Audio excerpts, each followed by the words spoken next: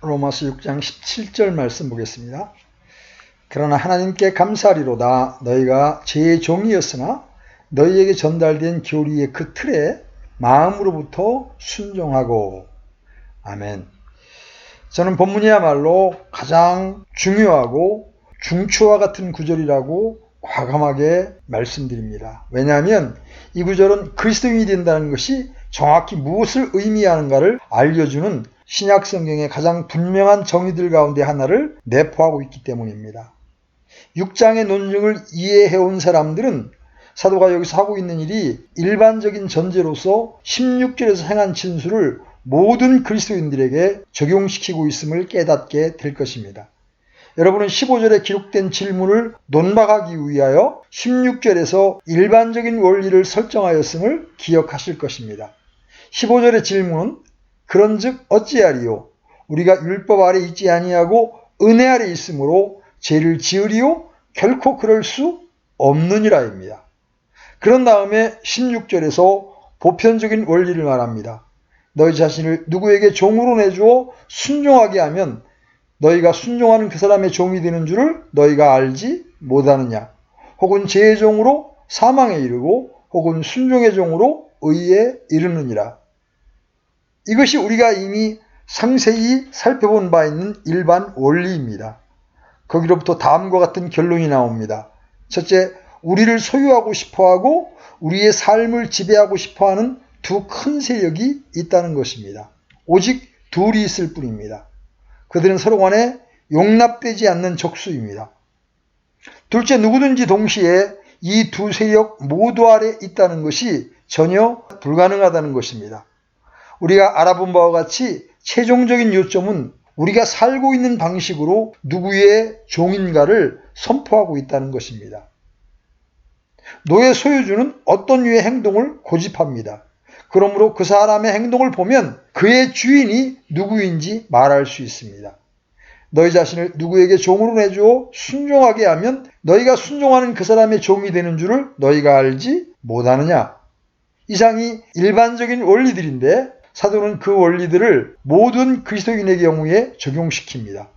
그가 말하고 있는 것은 너희가 전에 죄의 종이더니 이제는 더 이상 그 특성을 나타내지 않고 이제 마음으로부터 너희에게 전하여 준 바 그 교리의 틀에 순종하였다.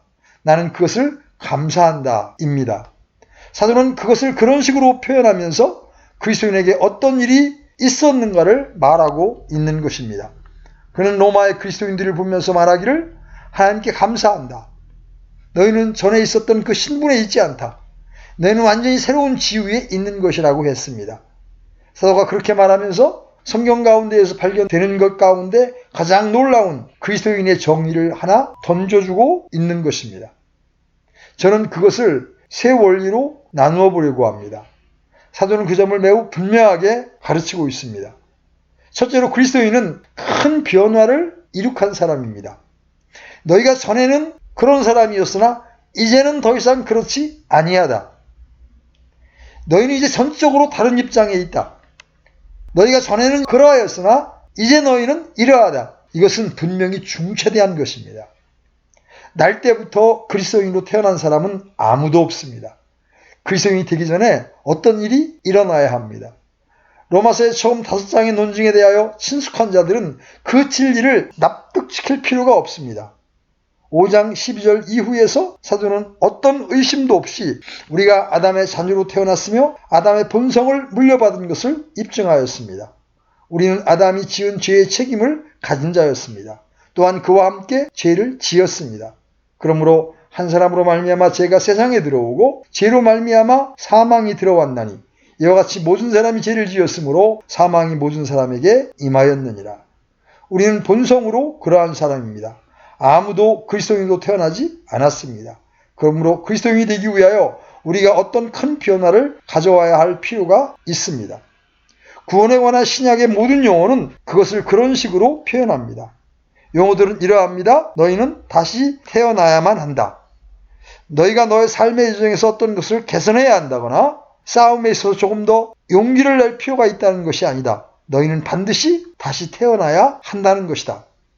중생, 새로 지음 받는 것은 필수입니다. 누구든지 그리스도 안에 있으면 새로운 창조물이라. 그처럼 큰 변화가 일어납니다. 이것은 구원에 관한 신약성경의 전형적이고 특이한 용어입니다. 그리스도인은 그러한 용어로만 묘사될 수 있는 변화를 겪은 사람입니다. 전에는 그러하였으나 지금 너희는 이러하다. 무엇인가가 일어났고 여러분은 완전히 다른 것입니다. 바울은 그 점에 감사하고 있습니다. 이 순간에 강조하고 싶은 것은 이 변화의 크기입니다. 우리가 변화되었다는 것을 알거나 그리스도인이 어떤 변화를 겪어야 하는 사람임을 아는 것만으로는 충분하지 못합니다. 우리가 반드시 일어난 변화의 위대함에 대한 어떤 합당한 인식을 가져야 합니다. 우리는 이런 식으로 그 위대함을 봅니다. 즉 그것은 사람의 인격 전체에 영향을 주는 변화입니다. 다시 그것을 살펴봅시다. 너희가 순종하였다. 거기에는 여러분의 의지가 있습니다. 마음으로부터 거기에는 정서가 있습니다. 마음으로부터 무엇을 순종하였습니까? 너희에게 전달된 교리의 그 틀입니다. 이 교리가 여러분에게 어떻게 이해됩니까? 여러분의 이지로서입니다. 이와 같이 한 사람이 그리스도인이 되기 위하여 겪는 변화는 그에게 이지와 마음과 의지 속에서 영향을 주는 변화입니다. 전 인격이 수반됩니다. 기독교는 단순히 우리 중에 어떤 한 부분을 다루지 않습니다. 여기에 기독교가 이단과 많은 거짓 종교와 운동과 차이가 나는 것입니다. 그들의 특징은 언제나 사람의 한 부분만을 다룬다는 데 있습니다. 이지와 지성에만 흥미진진함을 느끼는 철학자들이 있습니다. 그들은 사람의 이지에는 영향을 미칩니다. 그러나 사람의 마음에는 전혀 아무런 감흥을 주지 못합니다. 또한 사람의 행동에도 아무런 영향을 미치지 못합니다. 그들은 부분적입니다. 현대에도 그러한 가르침이 많이 있습니다. 그들의 호소는 오직 지성에만입니다. 이것은 소위 여러분의 지성에만 자리 잡습니다. 인생 전체 문제에 관해서 관심을 두지 않습니다. 그들의 관심은 지식 이상과 이지 이상을 넘어가지 않습니다. 그 때문에 결국 그것은 아무런 가치가 없게 됩니다. 다음에 감정과 정서의 영역에만 우리를 감동시키는 다른 운동들이 있습니다. 우리를 감동시켜 눈물을 많이 흘리게 할 수 있습니다. 그러나 결국 그들은 우리에게 아무런 가치가 없게 됩니다. 그러한 교훈들이 여러분을 감동시킬 수 있습니다. 그러나 어떤 지식을 주지는 못합니다. 그들이 여러분의 이지에 아무것도 주는 것이 없고 어떤 가치 있는 대로 인도하여 주지를 못합니다. 복음은 오직 감정에만 호소하는 것이 아닙니다. 우리는 반드시 이런 일들에 관하여 유의해야 합니다. 신앙 고백을 통하여 자기들이 가진 것은 모두 감정적인 것에 지나지 않는다는 인상을 확실하게 주는 그리스도인들이 있습니다. 그들은 말합니다. 나는 이해하지 못해요. 나는 어떤 이유나 설명을 할 수 없습니다. 내가 알고 있는 것은 내가 무언가를 느낀다는 것이지요. 그들은 그것이 무엇인지를 말할 수 없습니다. 그들은 감정의 영역에서만 감동받은 것인데 기독교는 그렇지 않습니다. 같은 방식으로 의지에만 직접 호소하는 교훈과 운동들이 있습니다. 그것은 도덕과 윤리적인 관심의 부분에선 진리입니다. 그러한 교훈과 운동들은 곧바로 의지로 나아갑니다. 그리고 그것은 거기서 멈춥니다. 이해에 대해서 그렇게 많은 관심을 두지 않고 감정에는 전혀 관심을 두지 아니합니다. 반면에 실제적인 결과에만 관심을 두고 의지에만 집중시킵니다. 거기에는 의지에 호소하기 위하여 특수하게 만들어진 설교 형태가 있습니다. 그 설교에는 지적이고 교리적인 내용은 거의 없습니다. 또한 정서를 움직이는 것도 아무것도 없습니다. 그러나 엄청난 압력이 의지의 영역에서 사람들에게 미쳐집니다. 그들은 결심하여 무엇을 행하게 되어 있습니다. 모든 압력이 의지에 집중되어 있습니다. 제가 강조하고 싶은 요점은 이런 부분적인 강조는 어느 것이든지 사도 바울이 곧 찬송받으실 하나님의 영광스러운 복음이라고 묘사하는 복음의 이름을 받을 가치가 없다는 것입니다. 하나님의 영광스러운 복음은 어찌나 크고 위대하든지 그것은 전인을 수반하고 전체 인격을 다룹니다. 우리의 마음과 이지와 의지가 감동되지 않았으면 우리는 그리스도인이 아닙니다. 사도는 말하기를 그러나 하나님께 감사하리로다 너희가 제 종이었으나 너희에게 전달된 그 교리의 그 틀에 마음으로부터 순종하였다고 했습니다. 이 로마의 그리스도인 모두가 이 변화에 수반되었습니다. 여러분은 여러분의 이지에만 중생될 수 없습니다. 여러분의 마음에서만 중생될 수 없습니다. 여러분의 의지에서만 중생될 수 없습니다. 만일 여러분이 진정으로 중생하고 회심했다면 그 세 가지가 수반되며 전인이 관여됩니다. 그 문제를 진술하는 두 번째 방식은 이 변화가 너무 커서 소유권의 완전한 변화가 일어난다고 말하는 것입니다. 이 점은 특별히 이 시점의 사도의 논중에서 극히 중요합니다. 그는 사실상 16절에서 전제한 원리를 적용할 것을 강조하고 있습니다. 그는 로마의 그리스도인들에게 너희는 소유권의 완전한 변화를 가져왔다고 말하고 있습니다. 우리는 그 점을 좀 더 상세하게 다루어 보아야 합니다. 바울이 말하는 첫 번째 사실은 우리가 그리스도인이 되기 전에는 본성적으로 죄의 종이었다는 것입니다.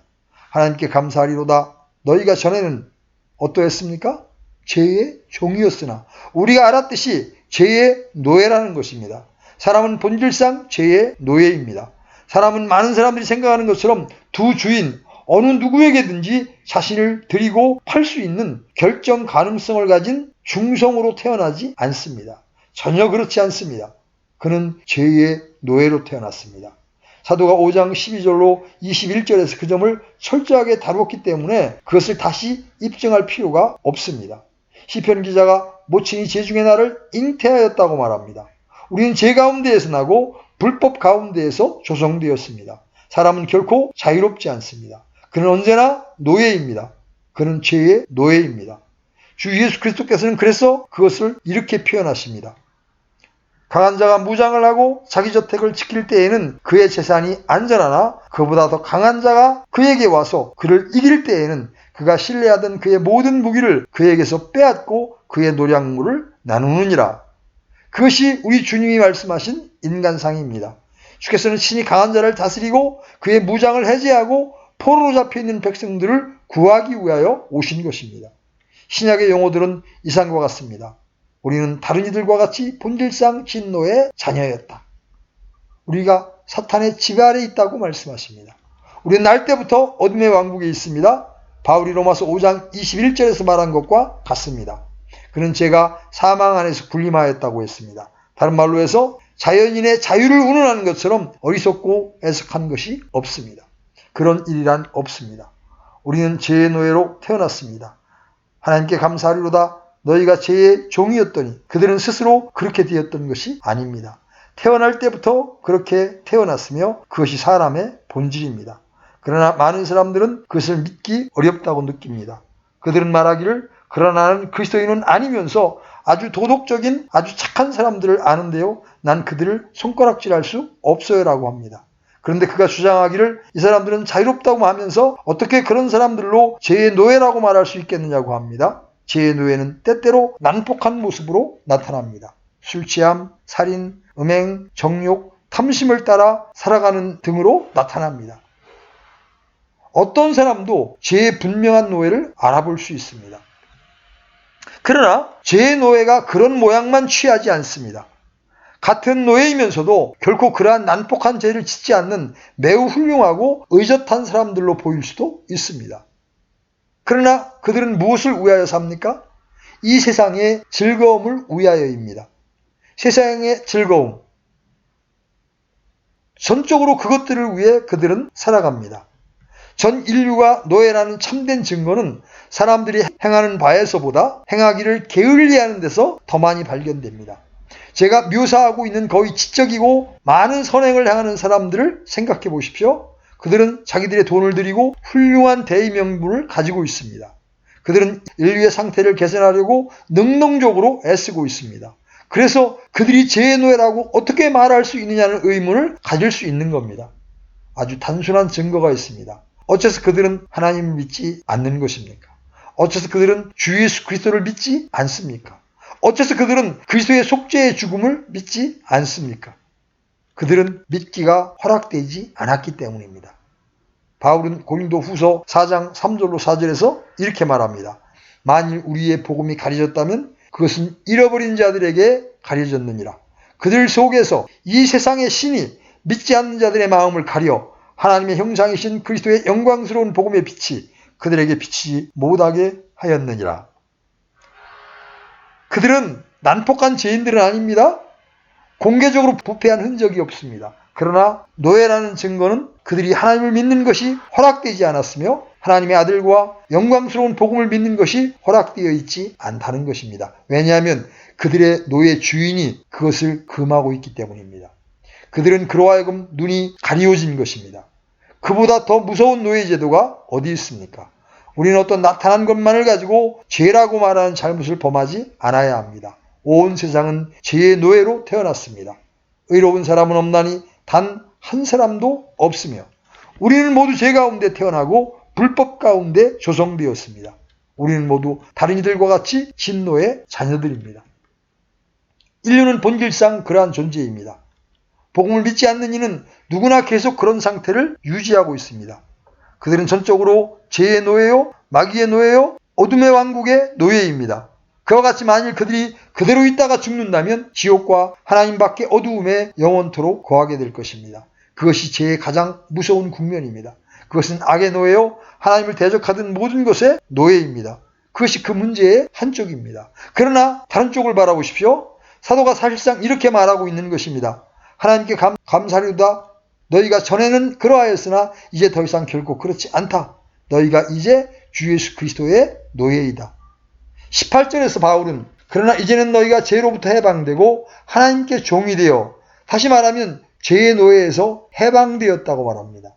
사도는 이것에 관심을 가진 나머지 22절에서 다시 그것을 말하고 있습니다. 그러나 이제는 너희가 죄에서 해방되고 하나님께 종이 되어 거룩함에 이르는 열매를 얻었으니 이 마지막은 영생이라. 되풀이하지만 사람은 언제나 종입니다. 그는 죄의 종으로 태어났고 두 번째 출생으로 예수 그리스도의 종이 됩니다. 사도가 그의 서신들 서두에서마다 자신을 어떻게 묘사하고 있는지 살펴보시기 바랍니다. 예수 그리스도의 종된 나 바울은. 사도는 자신을 그렇게 묘사하기를 좋아했습니다. 그는 고린도 신자들에게 도대체 무슨 말이냐? 너희 몸이 너희가 하나님에게서 받은 바 너희 안에 계신 성령님의 전인 줄을 너희가 알지 못하느냐?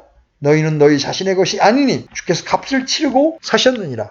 그런즉 하나님에게 거신 너희 몸과 너희 영으로 하나님께 영광을 돌리라 라고 말했습니다. 그들은 죄와 사탄의 노예입니다. 그러나 그들은 그들을 소유한 다른 주인에 의하여 산 바 된 것입니다. 사람은 결코 자유롭지 못합니다. 사람은 죄와 사탄의 종이거나 하나님과 예수 그리스도의 종이거나 둘 중 어느 하나에 속합니다. 신자는 전에 옛 어둠과 죽음의 왕국에 있었습니다. 그러나 오는 그 빛의 왕국과 법과 권세에 복종하고 있는 것입니다. 그는 전에 마귀에게 속하여 있었으나 이제 그는 의와 순종과 하나님 편에 속한 모든 것의 종이 된 것입니다. 그러므로 이상은 그리스도인에 대하여 사도가 말하는 첫 번째 것입니다. 그리스도인은 큰 변화를 겪은 사람입니다. 그런 변화를 겪은 사람은 그것을 알고 깨닫습니다. 그는 자기의 주인이 누구인가를 압니다. 또한 그가 누구의 왕국에서 살고 행하고 있는가를 압니다. 우리는 우리가 속해 있는 곳에 대해서 아주 분명합니까? 나는 전에 그러했으나 이제는 그렇지 않다고 말할 수 있습니까? 지금 나는 어떠합니까? 나는 전에 죄의 노예였으나 이제 나는 하나님과 그리스도의 종이요 의와 거룩의 종이다. 그것이 우리를 그리스도인이 되게 합니다. 다른 무엇이 없습니다. 그것은 생각할 수 있는 것 중에서 가장 깊고 가장 큰 변화입니다. 사도가 우리 앞에 놓은 두 번째 문제는 이 큰 변화가 어떻게 오느냐입니다. 이 편의 죄의 종으로부터 저편 하나님의 종으로 옮겨주는 매개체들은 무엇입니까? 먼저 하나의 즉각적인 매개체는 교리의 틀이라고 사도가 말하고 있습니다. 너희가 죄의 종이었으나 너희에게 전달된 교리의 그 틀에 마음으로부터 순종하고, 교리의 틀이란 말은 교리의 형태, 교리의 양식이라고 말할 수 있습니다. 사도가 이 말을 무슨 뜻으로 사용하였습니까? 여기에 다시 신학적인 관심뿐 아니라 실제적인 관심거리가 있습니다. 저는 복음 전도의 입장에서 바로 이 진술보다 더 중요한 것이 없는 줄 압니다. 저는 오늘날 교회에서 당하는 우리의 많은 고통들과 부흥이 지체되는 주요 이유들 가운데 하나는 우리가 복음의 참된 요지를 여기서 정의되는 그대로 분명히 알지 못하기 때문이 아닐까 생각을 가집니다. 이 큰 변화를 산출하는 즉각적인 매개체로 사용된 이 교리의 틀은 무엇입니까? 바로 그 변화로부터 나온 결과 자체가 교리의 틀의 본질에 관하여 기민한 개념을 제공하여 줍니다. 이 교리의 틀의 내용이 무엇입니까? 우리가 이것을 이해하기 위하여 달리 도움이 되는 것은 사도는 로마 신자들이 이미 그것을 믿고 있었다고 말하고 있다는 것입니다. 그들에게 바울 자신이 전도하지 않았습니다. 그러나 이 교리의 틀은 그들에게 전하여졌고 그들은 그것을 믿었습니다. 그러면 그것은 무엇입니까? 우리는 먼저 부정적인 면부터 알아보아야 합니다. 제가 말씀드려온 것과 사도가 여기서 분명하게 지적하고 있는 것을 생각할 때 분명한 것은 교리의 틀이란 단순히 속죄의 메시지만은 아니었다는 것입니다. 속죄가 복음 전도의 유일한 메시지라고 생각하는 사람들이 있습니다. 그들은 주장하기를 여러분이 복음 전도에서 할 일은 사람들로 하여금 그리스도께 오도록 요청하는 것이라고 합니다. 그들에게 속죄에 대해서만 말해라. 그리스도를 위하여 결정을 요청하라고 합니다. 그들은 일반적으로 더 나아가 이렇게 말합니다. 이후에 다른 집회에서 더 깊은 교리와 더 심오한 진리를 배우게 될 것이다. 그러나 복음 전도 집회에서는 오직 단순한 메시지만이면 족하다. 오라. 그리스도께 오라. 그분을 위하여 결정을 내리라. 여러분이 제사함을 원한다면 여기 있다고 하라는 것입니다. 이 구절을 이해하는 바로는 그런 가르침이 위험할 뿐 아니라 역시 그것은 전적으로 비성경적입니다. 그래서 이 문제가 그처럼 엄청나게 중요합니다. 로마의 그리스도인이 믿었던 메시지는 그것이 아니었습니다. 그렇지 않으면 바울은 그것으로부터 이러한 추론을 끌어낼 수가 없었을 것입니다. 그러면 그것이란 무엇입니까? 그들에게 전하여 준 바 교리의 틀은 로마서의 이 부분까지 해서 정교하게 지켜온 온전한 교리입니다. 바로 그것입니다. 복음 전도의 거룩한 메시지는 거룩한 하나님의 진노 아래에 있는 죄인으로부터 출발하는 메시지입니다. 바울은 1장 16, 17, 18절에서 그것으로부터 시작하였습니다. 내가 복음을 부끄러워하지 아니하노니 왜냐하면 하나님의 진노가 불의 안에서 진리를 붙잡아두는 사람들의 모든 경건치 아니한 것과 불의를 대적하여 하늘로부터 계시되었나니라고 했습니다. 그것이 메시지의 진수입니다. 여러분은 복음 전도에서 제 문제를 가볍게 스치고 지나가지 않아야 합니다. 또한 사람들에게 지금 회개 같은 것으로 고심하지 마세요. 먼저 그리스도께 나오세요. 이후에 회개할 수 있어요.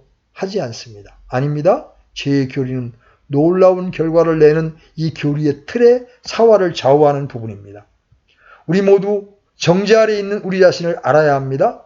또한 지옥으로 향하고 있으며 죄와 하나님의 진노 아래서 절망적이고 나약한 존재임을 알아야 합니다. 우리는 그런 상태에 어리석고 가공할 성질, 죄와 사탄의 노예됨, 결국 그것이 필연적으로 가져올 무서운 종말에 대하여 알아야 합니다. 그것이 메시지의 일부입니다. 그 다음에 구원을 성취하려고 애쓰는 인간의 사력을 다하는 노력이 전적으로 소용없음을 말하게 됩니다. 바울은 1장, 2장과 3장을 거의 이 교리의 국면을 파헤쳐주기 위하여 할애하였습니다.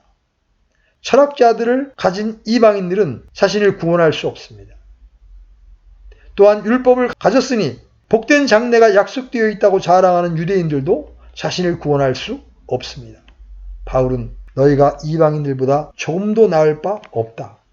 율법을 안다는 것이 너희를 구원하는 것이 아니라 율법을 지켜야만 한다고 했습니다. 그래서 그는 결론 짓기를 차별이 없느니라. 모든 사람이 죄를 범하였음에 하나님의 영광에 이르지 못하였다고 합니다. 전 인류는 타락하였습니다.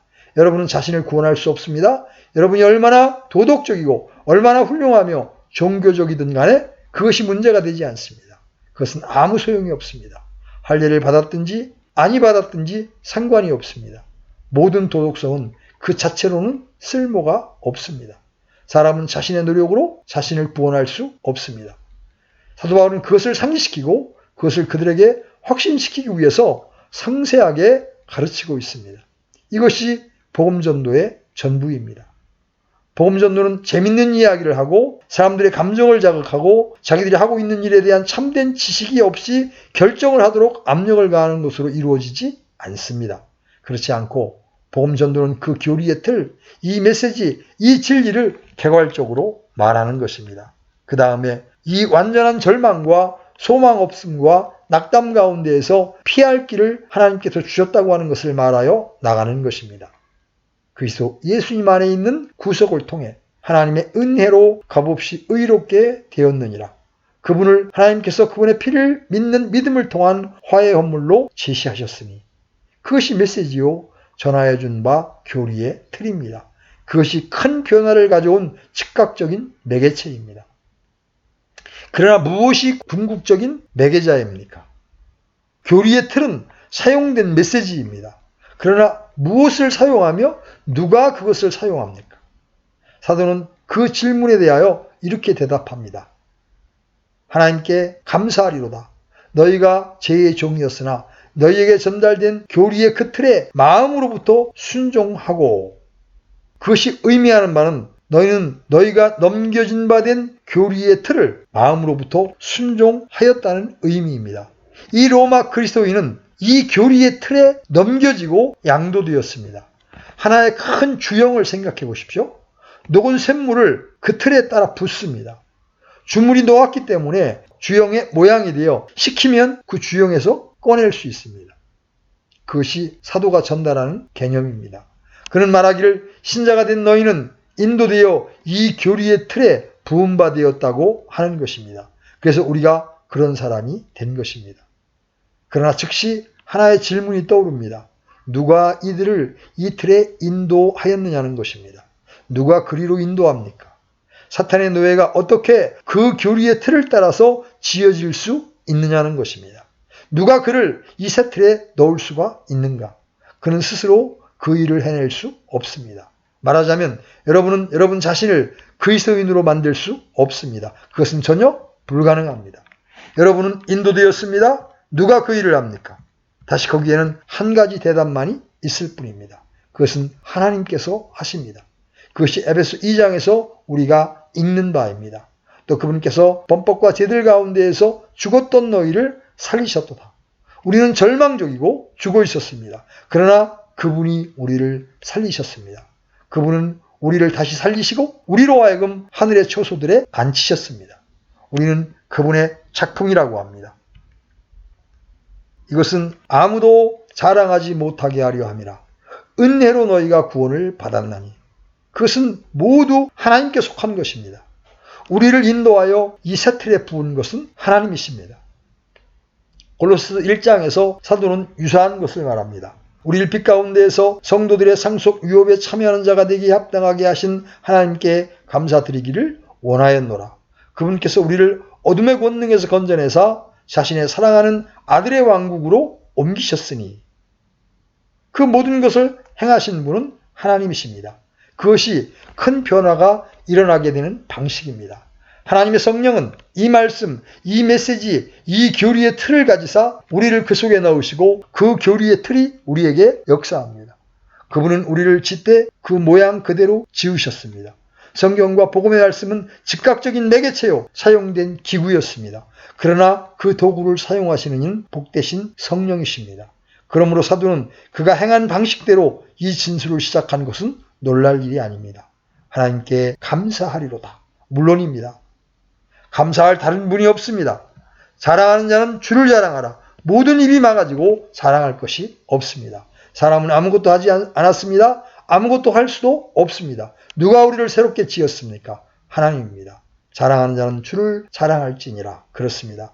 하나님께 감사하십시오. 나의 나된 것은 하나님의 은혜로다. 여러분은 이 교리를 못마땅하게 여깁니까? 여러분이 그렇다면 어째서 그런지 말씀드릴 수 있습니다. 여러분은 죄에 대하여 철저하고 절대적인 노예라는 것을 깨달은 적이 없습니다. 그것이 이유입니다.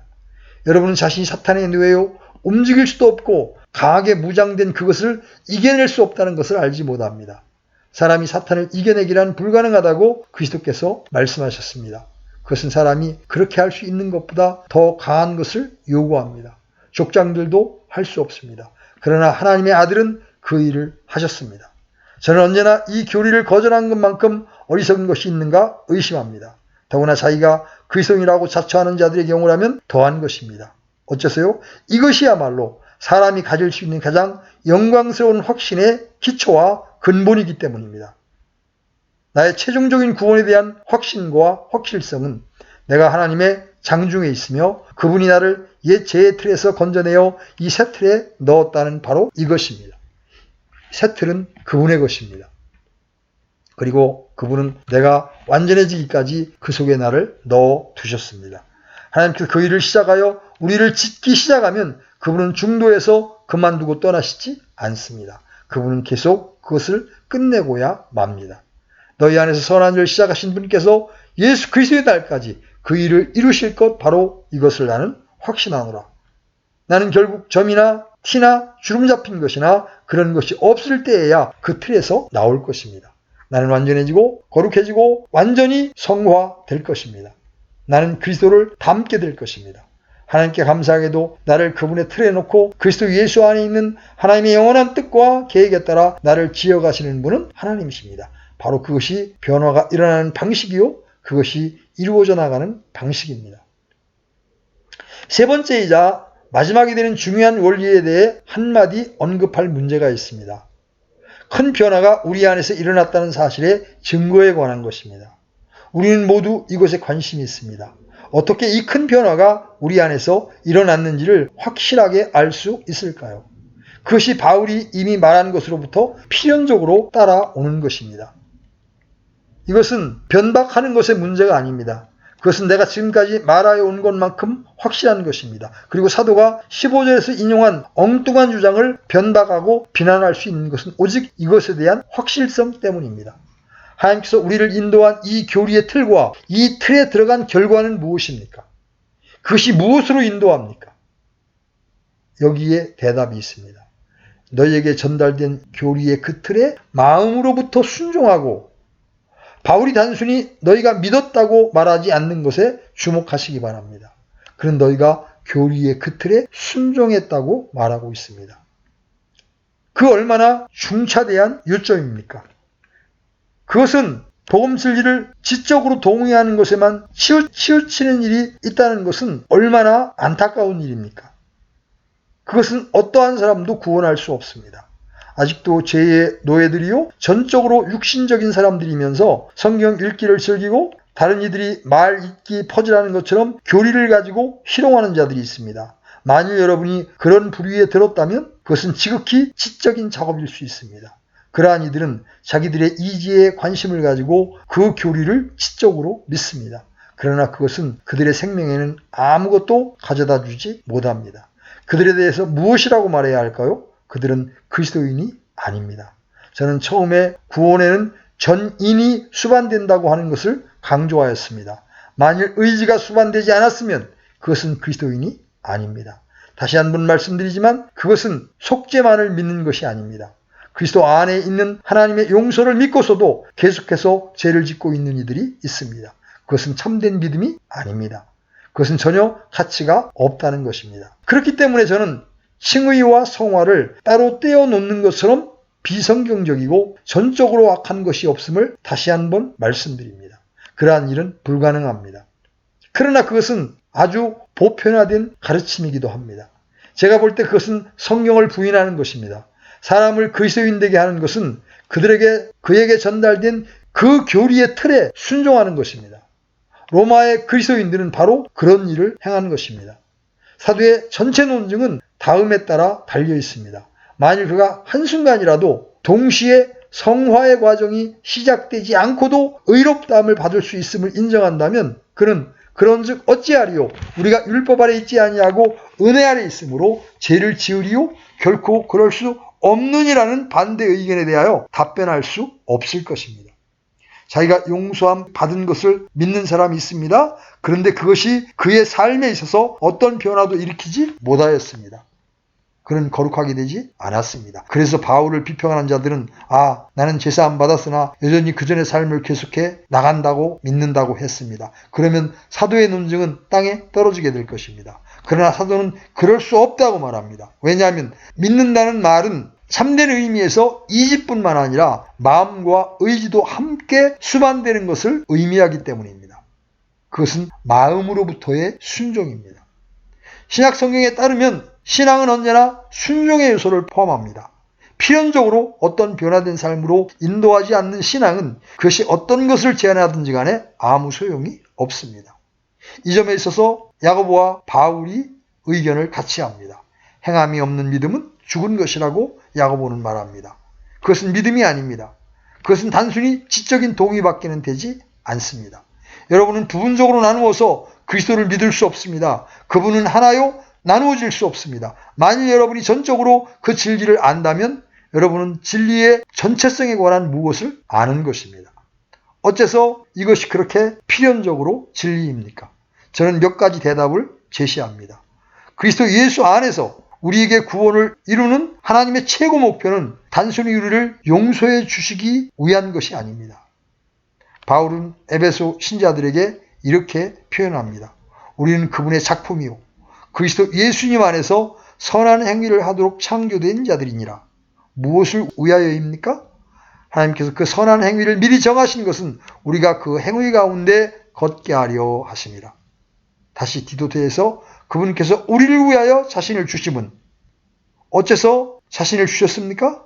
모든 불법으로부터 친히 우리를 구속하시고 정결하게 하사 선한 행위에 열심을 내는 백성 곧 자신을 위한 특별한 백성이 되게 하려 하심이라. 여러분은 사죄로만 끝날 수 없습니다. 그리스도께서 이 모든 것을 하시기 위해서 죽으셨습니다. 이 모든 것이 우리들의 전도에 진술되어야 합니다. 사실상 복음에 대하여 모든 것은 필연적으로 이 목적으로 인도하여 줍니다. 이 교리의 틀이 우리에게 무엇을 말합니까? 그것은 우리에게 죄의 무서운 특징과 죄의 노예로서의 우리의 소름 끼치는 신분, 하나님의 진노 아래 있는 우리의 지옥 권세, 넘치는 죄인의 신분에 관하여 말해줍니다. 그것은 즉각적으로 죄의 혐오와 공포, 죄의 결과에 대한 경고, 죄로부터 탈출하고 싶은 욕망 등을 산출합니다. 디도서가 우리에게 말하는 바를 다시 들어봅시다. 구원을 가져다 주시는 하나님의 은혜가 모든 사람에게 나타나 우리를 가르치시되 경건치 아니한 것과 세상에 속한 정욕들을 우리가 거부하고 이 현 세상에서 맑은 정신을 가지고 의롭게 하나님의 뜻대로 살며 바로 그 교리가 그것을 우리에게 가르쳐 줍니다. 그러한 순종은 필연적입니다. 복음의 메시지는 그것을 필연적으로 만듭니다. 저는 사도가 가르치는 바 교리의 틀에 관한 가르침을 이렇게 요약해 봅니다. 죄의 진수는 하나님께 불순종하고 그분의 말씀과 그분의 방식에 불순종하는 것입니다. 그러므로 그것의 반대인 믿음은 하나님께 대한 순종입니다. 그리스도인은 하나님의 복음, 하나님이 말씀하신 모든 것을 순종합니다. 그렇기 때문에 사도는 믿음의 순종에 관하여 1장 5절에서 말했던 겁니다. 그리고 로마서 끝장에서 그는 18, 19, 26절에서 다시 말합니다. 형제들아 이제 너희에게 간청하노니 너희가 배운 교리에 역행하여 분쟁을 일으키거나 실족하게 하는 자들을 주목하고 그들을 피하라. 그런 자들은 우리 주 예수 그리스도를 섬기지 아니하고 자기 배를 섬기며 좋은 말과 빼어난 말솜씨로 순진한 사람들의 마음을 속이느니라. 26절에 이제는 밝히 드러났으며 영존하시는 하나님의 명령에 따라 배운 자들의 성경 기록들을 통해 믿음에 순종하게 하려고. 무엇 때문입니까? 믿음에 순종하게 하려고. 믿음은 순종입니다. 그것은 바울만의 가르침이 아닙니다. 베드로도 베드로전서 1장 22절에서 너희가 성령을 통해 진리에 순종함으로 너희 혼을 깨끗하게 하여라고 했습니다. 복음을 믿는다는 것은 하나님을 순종한다는 것을 의미합니다. 하나님께서 우리를 무엇으로 부르셨습니까? 그것은 단지 믿으라 또는 그리스도께 오라 또는 그리스도를 위하여 결정하라는 것만입니까? 아닙니다. 그분의 명령은 회개하라입니다. 사도 바울은 아테네에 있는 사람들에게 하나님께서 이와 같이 무지한 때를 눈감아 주셨으나 이제는 모든 곳에서 모든 사람에게 회개하라고 명령하시나니라고 말합니다. 침례인 요한도 같은 회개의 메시지를 전했습니다. 믿음은 순종입니다. 순종에 강조점을 두지 않는 믿음은 어느 것이든지 쓸모없는 것입니다. 그리스도인은 순종하되 마음으로 순종합니다. 너희는 마음으로 순종하여? 순종은 더디거나 머뭇거리는 것이 아닙니다. 그리스도인은 하나님을 경배하는 것을 즐거워합니다. 그리스도인은 그분을 찬양하기 위하여 살아갑니다. 복음이 그 요구에 있어서 너무 엄중하다고 느끼는 것은 불쌍한 일입니다. 그렇지 않습니다. 그런 것은 기독교가 아닙니다. 그렇게 느끼는 이는 구원받은 사람들이 아닙니다. 구원받은 사람은 이 깊은 변화를 겪은 사람입니다.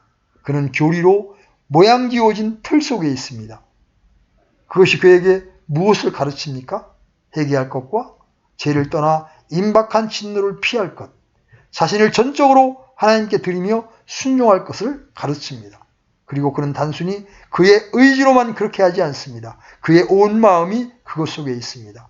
그는 그의 이지로 그 진리를 알았습니다. 그러나 그것이 그를 움직인 것이 아닙니다. 그는 녹아지고 하나님께 감사하기를 원하고 하나님께 대한 은혜를 감사하고 있음을 보여주기를 원합니다. 그리스도인은 예수 그리스도의 자원한 노예요, 행복한 노예입니다. 따라서 그의 최상의 욕망은 하나님과 우리 죄 때문에 세상에 오셨던 하나님의 사랑하시는 아들을 찬양하며 사는 것입니다. 주님은 우리를 구하고 구속하기 위하여 오셨던 것입니다. 하나님께 감사하게도 죄의 노예들이었던 우리는 하나님에 의해서 구출되어 이 신성한 틀, 교리의 틀에 넣어졌고 그 결과 우리는 그분의 모든 지시를 마음으로부터 순종하게 되었으며 그렇게 하는 것이 우리의 가장 큰 기쁨이 된 것입니다. 오늘 여기까지 하겠습니다.